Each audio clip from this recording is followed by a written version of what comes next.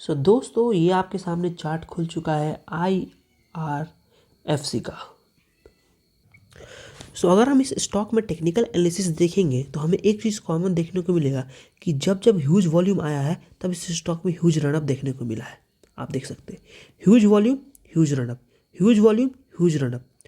Past में भी देखेंगे आप अगर, तो पास्ट में आपको क्या देखने को मिल रहा है? Again huge volume huge run up. और इससे भी पहले अगर हम देखते हैं तो हमें अगेन सेम चीज़ ह्यूज वॉल्यूम ह्यूज रनअप। तो इससे ये पता चल रहा है कि जब जब इस स्टॉक में वॉल्यूम आता है तब तक इस स्टॉक में हमें रनअप देखने को मिलता है। और रनअप 5-6% का नहीं, रनअप होता है 30 से लेकर के 40% तक। इतना रनअप हमें इस स्टॉक में देखने को मिलता है। देखिए इस स्टॉक में एक और खासियत ये बात हमें देखने को मिल रहा कि जब जब रनअप आता है उसके बाद एक कॉन्सोलिडेशन जोन आता है, लेकिन जब वो कॉन्सोलिडेशन जोन ब्रेक होता है विथ ह्यूज वॉल्यूम देन हमें अगेन एक रनअप देखने को मिलता है। फिर एक कॉन्सोलिडेशन जोन आता है, फिर एक ह्यूज वॉल्यूम आता है, के साथ क्या आता है? ब्रेकआउट। और जब जब वॉल्यूम के साथ ब्रेकआउट होता है देन हमें एक ह्यूज रनअप दिखता है। और रनअप कुछ देखिए 32 से स्टॉक 32 से चला गया 48 के आसपास। लगभग इस स्टॉक ने 60% का रिटर्न दे दिया है।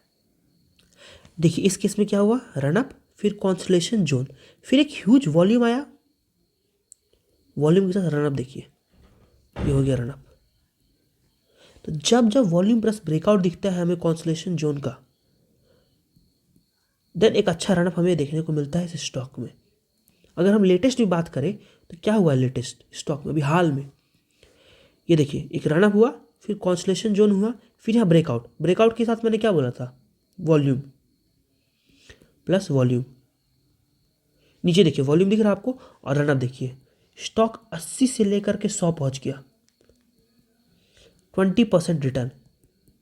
तो ये पैटर्न इस स्टॉक में फिक्स हो चुका है कि जब जब इस स्टॉक में कॉन्सोलिडेशन जोन के बाद एक रनअप आएगा, कॉन्सोलिडेशन जोन के पास एक ब्रेकआउट आएगा, तब फिर से हमें एक रनअप देखने को मिलेगा।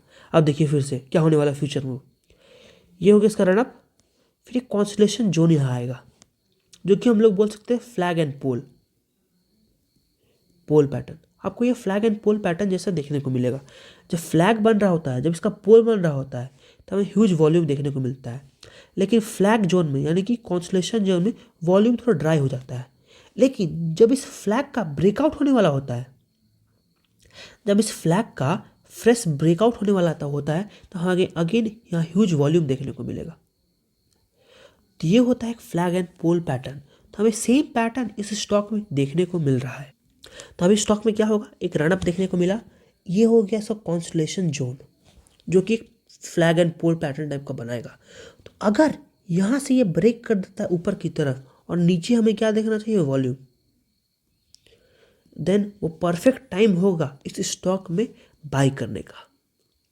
मैंने आपको प्रीवियस ट्रेंड भी एनालाइज करके बता चुका हूँ कि क्यों ये पैटर्न फॉलो कर रहा है स्टॉक, एंड फ्यूचर में ये पैटर्न क्यों फॉलो होना चाहिए। क्योंकि बार बार जब भी स्टॉक ने रनअप दिखाया है, फिर एक कॉन्सोलिडेशन जोन आया है, और फिर जब ब्रेकआउट हुआ है with huge volume, then stock again 20% वहाँ से ऊपर गया है। तो अभी क्या चांसेस? अभी इसका क्या चल रहा? अभी इसका चल रहा ऑलरेडी इस स्टॉक ने अपना पोल बना दिया है। अब स्टॉक बना रहा फ्लैग। तो फ्लैग में कॉन्सोलिडेशन करेगा। जब कॉन्सोलिडेशन जोन के बाद एक ब्रेकआउट देखने को मिलेगा स्टॉक में और नीचे होना चाहिए वॉल्यूम, तब उस स्टॉक में इन्वेस्टमेंट का सही टाइम होगा। तो मैं आपको बताने वाला हूं वैसे कि कब आप इस स्टॉक में इन्वेस्टमेंट कर सकते हैं, कब आपको इस फ्लैग एंड पोल में इन्वेस्टमेंट करने का परफेक्ट टाइम देखने को मिलेगा। सो दोस्तों मेरा सेटअप पूरी तरह से तैयार है। ये देखिए इसका फ्लैग हो गया, ये सॉरी पोल हो गया इसका, देन ये फ्लैग में कॉन्सोलिडेशन करेगा अगर, या ब्रेकआउट भी कर सकता है यहाँ से डायरेक्ट। तो इस स्टॉक में आप कब इन्वेस्टमेंट शुरू कर सकते हैं या आपको कब इन्वेस्टमेंट करना चाहिए? जैसे ये स्टॉक है IRFC, तो आपको इसमें अभी 20 रुपया डाल देना है। अगर आप 100 रुपये इन्वेस्ट करने वाले इस स्टॉक में, देन आपको 20 रुपया डाल देना है, यानी कि 20% आप इस स्टॉक में अभी का अभी बाई कर सकते हैं। क्यों? क्योंकि ये स्टॉक अभी पूरा अप ट्रेंड में है। तो किसी भी स्टॉक में जो अप ट्रेंड में हो उसमें इन्वेस्टमेंट जरूर करना चाहिए। तो पहला हो गया कि आप इसमें अभी इन्वेस्टमेंट डाल सकते हैं। दूसरा, जब ये स्टॉक अपना all time high that is 104.20 break कर देगा ऊपर, देन आप इस स्टॉक में अपना 50% डाल दें। नेक्स्ट बचा जो 50%, उसको आप वेट करें कि अगर थोड़ा रिट्रेस दिखाता है ऊपर जाने के बाद, देन आप इसमें डाल दें डिप में, या फिर ये स्टॉक जब ऊपर जाने के बाद अपना अपवर्ड जर्नी फिर से शुरू कर देता है तब आप पूरा 50% डाल सकते हैं। तो मेरे अकॉर्डिंग अभी आप इसमें 20% डाल दें, क्योंकि ऑल टाइम हाई पर ऑलरेडी पहुंच चुका है।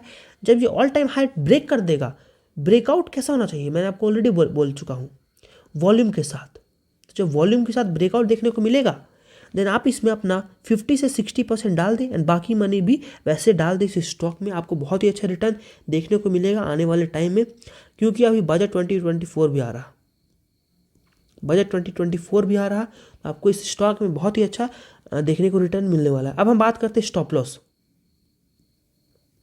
तो इस स्टॉक का स्टॉप लॉस होगा ये 94 रुपीज़ या 95 रुपीज़ के आसपास इसका स्टॉप लॉस होगा इस स्टॉक में। और टारगेट का बात करें तो क्योंकि स्टॉक अभी अपना ब्लू जोन में है तो इसलिए कोई भी टारगेट नहीं है, लेकिन अगर राउंड फिगर में बात करें तो 120 से लेकर के 150 तक इस स्टॉक में आराम से टारगेट देखने को मिलने वाला है बजट से पहले। ये मैं बजट से पहले का बात कर रहा हूँ दोस्तों। जी हाँ दोस्तों, बजट से पहले 2 महीना में आपको रिटर्न मिलने वाला है इसमें। कितना? 2 मंथ्स में आपको 2 मंथ्स में आपको रिटर्न मिलने वाला है 30 से 40% तक इस स्टॉक में। सो ये था IRFC स्टॉक एनालिसिस। आप भी कमेंट करें अपना स्टॉक के बारे में अगर उसको एनालिसिस करवाना है तो, एंड सब्सक्राइब करें ऋतिक इन्वेस्टर ऐसे ही अमेजिंग वीडियोस के लिए। थैंक यू दोस्तों वीडियो देखने के लिए।